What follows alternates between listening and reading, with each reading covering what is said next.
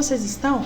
Hoje nós iremos trabalhar as disciplinas de matemática, ensino religioso, ciências e educação física. Vamos lá!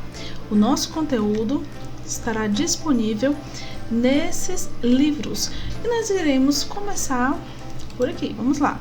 Pega o seu livro de matemática e vamos começar a nossa aula. Continuando aos números, vamos lá. Escrevendo os números ordinais. Nós já havíamos falado em aulas anteriores sobre os números ordinais. Muito bem, os números ordinais são aqueles que indicam ordem. Ordem de chegada, ordem da largada. Por exemplo, quando nós temos uma corrida de carros, quem chega primeiro chega em primeiro lugar. Quem chega depois chega em segundo lugar. E assim sucessivamente. Vamos lá. Observe a tirinha seguinte.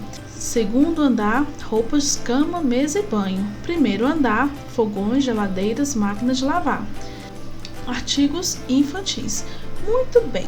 Neste exemplo, nós vemos o seguinte, que os números ordinais foram usados para indicar a ordem dos objetos distribuídos na loja, no primeiro andar, no segundo andar e no térreo. Muito bem, agora responda. Por quantos andares desta loja o elevador passa? Letra B. Escreva o andar onde são vendidos os produtos a seguir. Aqui nós temos um produto, uma cama, um fogão e umas roupas. Você vai observar na tirinha e vai colocar em qual andar é vendido cama. Qual andar é vendido fogões? Em qual andar é vendido roupas? Letra C. De acordo com a tirinha, em que andar da loja Jonas está? Aí você vai observar a imagem ao lado que mostra que Jonas está em um andar onde tem roupas, sapatos infantis, brinquedos, não é? Então, vamos lá. Os números primeiro, segundo, terceiro, quarto, quinto, sexto, sétimo, oitavo e nono indicam ordem e são chamados de números ordinais. Observe que ele vem acompanhado dessa bolinha, desse grau, tá certo? Que vai caracterizar o número ordinal. Em uma gincana da festa junina da escola, cada participante ganhou um quadradinho para cada ponto conquistado. Veja na ilustração a seguir o resultado dessa gincana. Aí nós temos aí o Matheus, o William, Bruno, Fátima e Amanda. Cada quadradinho corresponde a um ponto conquistado. E cada um tem a sua pontuação. Registre na tabela a seguir quantos pontos cada participante conseguiu fazer. Depois, use números ordinais para indicar a classificação final de cada um. Então, o que você vai fazer? Na primeira coluna, eu tenho o nome do participante. Na segunda coluna, eu tenho o número de pontos. Aqui você irá contar quantos pontos tem cada participante, analisando aí na mesinha. Depois que você souber o número de pontos de cada um, você vai classificar. Quem ficou em primeiro lugar é aquele que tem mais pontos. Depois, quem ficou em segundo lugar é aquele que vem logo após o primeiro. E assim sucessivamente até chegar ao quinto lugar. Tudo bem, galerinha? Próxima página, nós iremos ver aqui a dezenas e unidades. Vamos contar? Aqui nós temos várias mãozinhas. No primeiro eu não tenho nenhum dedo levantado. E aqui eu tenho o número 0. Por quê? Porque eu não tenho nenhum número levantado. Do lado eu tenho o número 1, corresponde a um dedo levantado. Ao lado o número 2, 2 dedos levantados. Depois o número 3, número 4, 5, 6, 7, 8, 9 e 10. Tenho 10 dedos das mãos. 10 unidades formam uma dezena. Esse conceito é muito importante. 10 unidades formam uma dezena. Muito bem. Vamos avançar. Os símbolos 0, 1, 2, 3, 4, 5, 6, 7, 8 e 9 são chamados algarismos. Com eles podemos representar os números. Para escrever o número 10, usamos dois algarismos, 1 e 0. Cada um desses algarismos ocupa uma ordem ou uma posição. Veja o quadro de ordens a seguir. A primeira ordem é a ordem das unidades. Isso é muito importante, você não pode esquecer. Primeira ordem, ordem das unidades. Segunda ordem, ordem das dezenas. Quando nós colocamos o número 10 nesse quadro, nós temos 0 unidades e uma dezena, indicando que eu tenho uma dezena que é igual a 10 unidades. Veja as figuras. Um quadradinho, um cubinho, é igual a 1 unidade. Uma barrinha que contém 10 cubinhos é igual a uma dezena. E agora vamos para a atividade. Observe como alguns números aparecem nos relógios digitais e nas calculadoras. Se você tiver em casa uma calculadora, você vai observar como que esses números são digitados. Aí nós temos o 0, o 1, o 2, o 3, o 4, o 5, 6, 7, 8 e 9. Ao lado, pinte o número que na sequência dos números naturais vem depois do 9. Então aqui, você vai pintar no seu livro o traçado que forma o número 10. Depois, você já viu os números em outros aparelhos ou equipamentos eletrônicos? Onde? Conte aos colegas. Aqui, na verdade, você vai fazer o registro, aí abaixo mesmo no livro, contando se você já viu os números sendo registrados de outra maneira, tá certo? Vamos lá. Theo desenhou um trem. Pinte cada vagão de uma cor usando lápis vermelho. Depois, compare com os colegas. Vocês usaram a cor vermelha para pintar a mesma quantidade de vagões? Aqui é uma resposta pessoal, tá certo? Então, o que você vai fazer? Pinte cada vagão de uma cor usando os lápis vermelho e azul. Depois, compare com os colegas. Como aqui a gente não tem como fazer essa comparação, então você vai pintar um vagão de uma cor azul e uma cor vermelha. Quantos vagões você pintou? Você vai fazer o registro. Número 3. Desenhe um varal com 8 bandeirinhas. Depois pinte-as como quiser. Então, nesse espaço, nesse retângulo comprido, você irá fazer as bandeirinhas e vai pintar as 8 bandeirinhas da cor que você quiser. Vamos responder aqui a primeira questão. Quantas bandeirinhas faltam neste varal para formar uma dezena de bandeirinhas? Lembrando que uma dezena são 10 unidades. Se no varal tem 8 bandeirinhas, quantas bandeirinhas faltam para completar uma dezena? Questão 4. O gráfico a seguir apresenta a quantidade de brinquedos do estoque de uma loja. Cada quadrinho colorido representa um brinquedo. Aí nós temos a bola, a boneca e o patins. Cada quadrinho representa a quantidade de brinquedos. Então vamos às perguntas. Neste estoque há exatamente 10 unidades de qual brinquedo? Qual brinquedo eu tenho uma dezena? Ou seja, qual brinquedo temos 10 quadradinhos? Você vai escrever o nome do brinquedo na letra A. Letra B. Qual brinquedo apresenta uma quantidade maior que 10 unidades? Qual é o brinquedo que apresenta mais de 10 unidades? Maior do que 10. Você vai registrar aí. Letra C. Neste estoque, há menos de 10 unidades de qual brinquedo? Qual brinquedo eu tenho em menor quantidade? Você vai escrever o nome desse brinquedo também. Veja como pintar 10 quadradinhos usando as cores verde e azul. Então, o que eu fiz aqui? Primeiro, as duas barrinhas têm 10, eu pintei 9 quadradinhos de verde e um de azul. Na próxima sequência, 8 quadradinhos de verde e 2 de azul. Agora, continue pintando 10 quadradinhos usando essas cores. Você vai pintar alternando as cores azul e verde. Lembrando que o total sempre vai ser 10. Então, você vai dividindo essa quantidade nas cores azul e verde, certo? Número 6. Usando as cores vermelho e azul, pinte todas as bolinhas de cada caixa. Depois, complete as frases. Então, vamos lá. Usando as cores vermelho e azul, pinte todas as bolinhas de cada caixa. Depois, complete as frases. Letra A. Bolinhas vermelhas. Quantas bolinhas? Pessoal, essa questão ela é pessoal. Então, vai depender de qual a quantidade que você pintou de cada cor. Quantas bolinhas vermelhas? Quantas bolinhas azuis? Qual o total de bolinhas? Na letra B é a mesma coisa. Você vai dividir essas bolinhas aí pintando azul e vermelho e depois vai responder as questões. Bolinhas vermelhas foram quantas? Bolinhas azuis e bolinhas... E o total de bolinhas, ok, pessoal? Essa foi a nossa aula de matemática. Agora vamos para o próximo conteúdo de hoje. Nós vamos ver o conteúdo de História e Geografia. Você vai pegar o seu livro e nós vamos começar. Lugares de conviver. Um passeio pelo bairro. Que tal aproveitar o caminho que você faz da escola até a sua casa para observar todas as pessoas que vê pelo caminho? Infelizmente, nós estamos em tempos de pandemia e não podemos sair às ruas livremente para podermos desfrutar da companhia de nossos amigos, nossos familiares, caminharmos livremente, né? Infelizmente, mas vamos relembrar aqueles momentos em que nós podíamos fazer isso, tá bom? Que tal aproveitar o caminho que você faz da escola até a sua casa para observar todas as pessoas que você vê pelo caminho?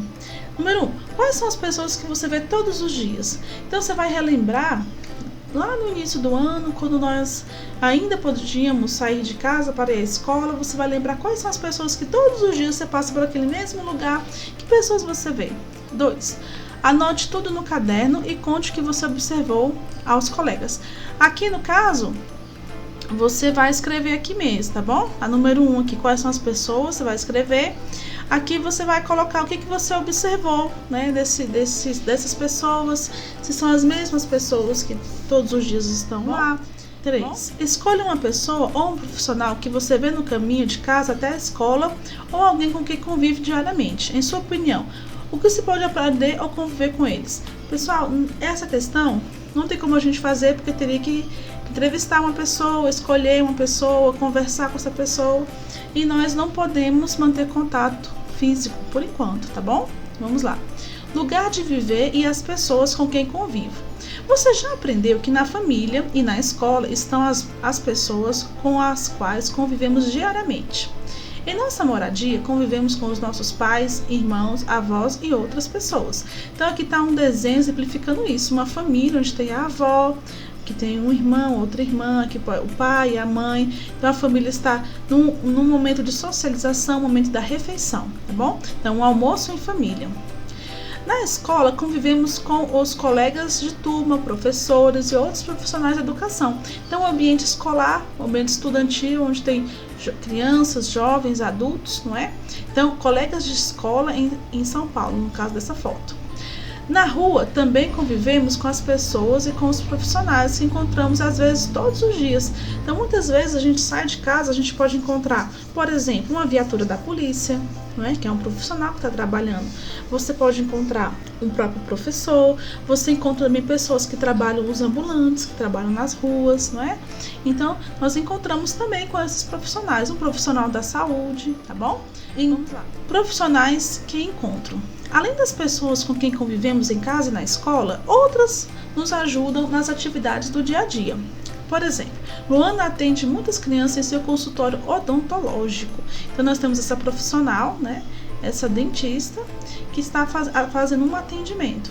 Aqui nós temos Ângela vende roupas e acessórios da loja dela para Mônica, que sempre compra roupas para sua filha. Aqui é outra profissional que também está trabalhando, uma comerciária. E aqui, Andréia prepara deliciosas refeições para os alunos da escola. É aquela figura da merendeira, da cozinheira escolar, não é? Que todos nós gostamos. Agora vamos para a atividade. Observe as imagens a seguir e faça o que se pede. Então eu tenho aqui a primeira figura, não é? Parece um ambiente escolar, lembra-se uma biblioteca, né? Ou pode ser uma professora que está contando a história aos alunos. Aqui nós temos um profissional da panificação, pode ser um padeiro, uma assistente, né, de panificação, está aqui preparando aqui o pão, colocando no forno. Aqui nós temos, né, a figura do guarda de trânsito, que está organizando o fluxo de veículos. Aqui nós temos os garis que fazem a coleta do lixo. Então vamos lá. Faça a correspondência correta entre as imagens e as frases. Profissional que zela pela segurança do trânsito. Então, aqui em cada imagem tem uma letrinha A, B, C e D. Aí você vai ler as opções e vai marcar, colocar aqui no quadrinho se é A, se aqui é B, se é C, se é D. Então, profissional que zela pela segurança do trânsito. Quem é? Coloque a letrinha correspondente. Profissional que produz alimentos. Profissional que trabalha na área de educação escolar. Profissionais que cuidam da limpeza das ruas da cidade. Você vai colocar a letrinha. Letra B. Por que você acha que a presença desses profissionais é importante? Converse com os colegas. No caso aqui, você acha que é importante ter alguém na escola, um profissional da educação? Você acha que é importante ter um profissional da panificação, da segurança do trânsito, limpeza urbana? Você acha importante? Aí você vai registrar nesse espaço. Sim, por que você acha importante? Tá bom? Observando as imagens, quais dessas profissões você diria que pode contribuir para a melhoria da preservação do meio ambiente? Agora nós vamos tratar do meio ambiente. O que é o meio ambiente? O meio ambiente é o lugar onde nós vivemos, tá? Nós vivemos em um ambiente. Então nós aqui mesmo, né, no próprio CTO, nós temos parque ecológico também, mas a gente pode preservar o meio ambiente de várias maneiras, não é? Quando nós cuidamos da água, da limpeza, né, onde nós moramos, da limpeza das ruas. Pessoal, aqui finaliza a nossa aula de História e Geografia. Agora nós iremos iniciar o bloco de atividades de ciências, tá bom? Vamos lá, agora você vai pegar o seu livro de ciências, começando aqui na página 115. Na aula anterior nós falamos sobre os objetos. Nós vimos que os objetos são feitos, cada um, de uma fonte, de um material, que pode ser o papel, a madeira, o metal, o plástico, tá bom? Então vamos lá. Qual é a principal característica dos materiais que podem ser utilizados na fabricação de um aquário? Alguém tem algum aquário em casa? Vocês já viram um aquário? De que material ele é feito, geralmente? Né? Geralmente os aquários são feitos de vidro. Vamos lá. Os objetos são fabricados a partir de diferentes materiais. Há objetos feitos de madeira, vidro, metal, louça, plástico, papel, entre muitos outros. A escolha do material para a produção dos objetos deve levar em conta o uso que fazemos deles. Por exemplo, papel não seria um bom material para fazer um guarda-chuva. Por quê? Imagine se o guarda-chuva fosse de papel. Quando começasse a chover, simplesmente ele iria molhar, iria rasgar e não cumpriria sua função. Metal não seria o melhor material para fazer uma xícara. Imagine uma xícara que você vai colocar um café bem quente na xícara de metal. O que vai acontecer? Você poderia queimar os lábios, não é? Então vamos. Muitos objetos do nosso dia a dia são fabricados com materiais retirados da natureza. Das árvores, por exemplo, é possível obter a madeira. Com ela se produzem móveis, casas, obras de arte e até mesmo lápis que utilizamos para escrever. O vidro, os metais e a borracha também são fabricados com materiais retirados da natureza. Veja bem aqui só o exemplo, né, da xícara. Uma xícara feita de metal esquentaria demais, podendo queimar quem tentasse usá-la, tá certo? Vamos lá. O vidro. O vidro é feito de areia e outros componentes retirados da natureza. Ele é um material transparente, isto é, que permite a passagem de luz. É ótimo para fazer janelas e portas em locais que precisam de luz. O vidro é um material que pode quebrar e causar acidentes graves, por isso tome muito cuidado. O vidro é um material que não permite a passagem da água, por isso muitos copos e recipientes são feitos de vidro. Todo mundo já viu, né? Um copo de vidro. Quando usamos iluminação natural do dia, economizamos energia elétrica, pois não precisamos acender as luzes. Então aqui nesse prédio, né, a gente percebe que essa aqui é toda a luz natural que passa através do vidro. Então se tivesse uma parede aqui fechada no lugar desse vidro, a pessoa teria que ligar uma lâmpada para poder iluminar o ambiente. Nesse caso não necessita, porque a luz ela passa, né, perpassa esse vidro e clareia o ambiente. Metais. Os metais são obtidos do solo e das rochas. Existem muitos tipos diferentes de metais. Eles podem ser usados na fabricação de fios, máquinas, como parte da estrutura de prédios, e também para fabricar utensílios domésticos. Alguns metais podem ficar expostos à água sem sofrer muito desgastes. Outros enferrujam com facilidade. A imagem estão fora da escala de tamanho. Então aqui nós temos um parafuso, né? Acredito que vocês já tenham visto. Aqui nós temos uma ponte, né, que é feita também, né, com armação metálica para poder segurar toda a estrutura. A madeira. A madeira é retirada da natureza e transportada em caminhões para as fábricas, nas quais passa por diversos processos para que os objetos que utilizamos sejam produzidos. Então nós temos aqui, o uso da madeira das árvores é uma das principais causas do desmatamento das áreas de floresta. Pessoal, isso aqui a gente já até comentou na escola, né, no período de aula, a questão do reflorestamento, né? Ou então da sustentabilidade. Quando o homem desmata, o que ele tem que fazer? Ele tem que fazer um processo de reflorestamento, ou seja, plantar novamente. Então, para que serve essa madeira? É importante tentar utilizar objetos feitos de madeira certificada, que é retirada de forma para diminuir os impactos com o ambiente e a sociedade. Então, temos aqui vários objetos feitos de madeira. A borracha. Existe uma árvore, a seringueira, da qual se retira um líquido chamado látex. Com ele, fabrica-se a borracha. A borracha é um material flexível que pode ser utilizado, por exemplo, na fabricação de pneus, solas de sapato e de brinquedos. A borracha é bem conhecida, não é? Látex sendo retirado de uma seringueira. Então, o seringueiro ele faz esses riscos, vocês estão vendo aqui? Esses riscos, e aí começa a pingar, parece uma colinha, né, branquinha. Ele vai colhendo e dessa colinha se transforma na borracha. Marcos tem 7 anos de idade. Este é o seu quarto. Então tá aqui o quarto dele bem arrumadinho, tem a cama, o armário, as gavetas, os brinquedos. Escreva no quadro o nome de 3 objetos que estão nesse quarto. Indique o material com que cada objeto possa ser fabricado e suas características. Por exemplo, aqui nós temos na figura a janela. Então a janela é feita de quê? Essa janela foi feita de vidro. E qual é a característica? Ela é transparente à prova de água. Então você vai, por exemplo, aqui a cama, né? A cama, a gente percebe que foi feita de quê? De madeira. Qual a sua característica? Ele é um material resistente, foi retirado da natureza, tá bom? Aí você vai colocar aqui. Aqui novamente, você vai escolher aqui, pode ser o armário, pode ser o brinquedo, que foi feito de plástico, tá bom? E agora vamos para a página 119. Leia o poema e depois faça o que se pede. Frankenstein brasileiro. Tem cabo de aço e roldana, uma grande barbatana, arame e trilho de trem. Esse Frankenstein tem guidão de patinete, braço de garrafa pet, olho de vidro de alguém. Esse Frankenstein tem os pés muito pequenos, tem um parafuso a menos, tem jeito de João Ninguém. Esse Frankenstein tem latinhas de alumínio, camisa com patrocínio e alfinetes de neném. Esse Frankenstein tem um motor de lambreta, tem rebimboca, tem parafuseta, tem parte com coisas do além. Esse Frankenstein. Pessoal, vocês já viram a imagem do Frankenstein? Aquele personagem que foi feito, né, por meio de uma experiência, onde ele é todo feito, todo montado, todo costurado, né, formado por várias partes. Esse texto vem falar do Frankenstein brasileiro, que era meio diferente, né? Ele tem um monte de coisa. Então, ó, tem cabo de aço de roldana com grande barbatana, arame de trilho de trem. Esse Frankenstein. Imagine como ele é. Tem guidão de patinete, braço de garrafa pet, olho de vidro de alguém.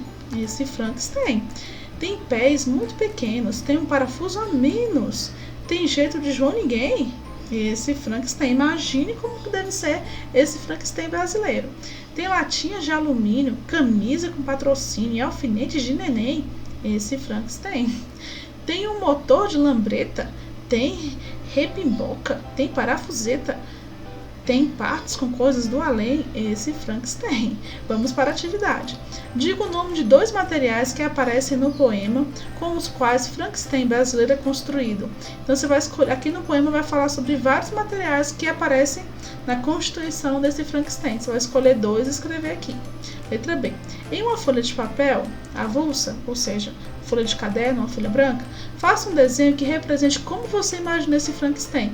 Então esse Frankenstein, ele é todo montado, né? Então ele tem braço de garrafa pet, ele tem guidão de patinete, tem olho de vidro de alguém, tem pés muito pequenos, tem parafuso a menos, tem um jeito de João Ninguém. Então você vai analisar aqui o poema, né? Nós já fizemos a leitura 2 vezes. Você vai analisar e vai desenhar para mim, que eu vou adorar ver esse seu desenho, como que é esse Frankenstein para você. E ele tem tudo isso, ó, tem latinhas de alumínio, camisa com patrocínio, alfinete de neném, e imagine como ele é. Então aqui na letra B você vai pegar uma folha, pode ser a folha do seu caderno mesmo, faz um desenho desse Frankenstein aí, tá bom? E depois, escolha um objeto e escreva no caderno um pequeno poema considerando os materiais com os quais ele é feito. Então o que você vai fazer? Você vai pegar o seu caderno, vai escrever um poeminha, você pode fazer só assim, uma estrofe com 4 versinhos, tá bom? Considerando os materiais com os quais ele é feito. Você vai escolher algum desses materiais que estão ali em cima, que aparecem no poema, e vai fazer um versinho. 4 frases, tá bom? Pequenas, 4 versinhos sobre esse texto. Escreva no caderno um pequeno poema, considerando os materiais com os quais ele é feito. Então você vai escolher, por exemplo, aqui o alfinete.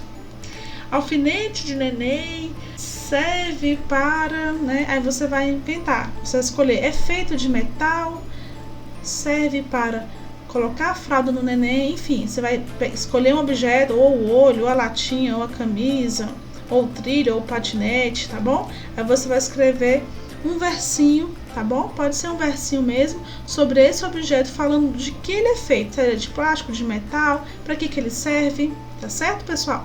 Pessoal, por hoje é só, fique com Deus e até a próxima.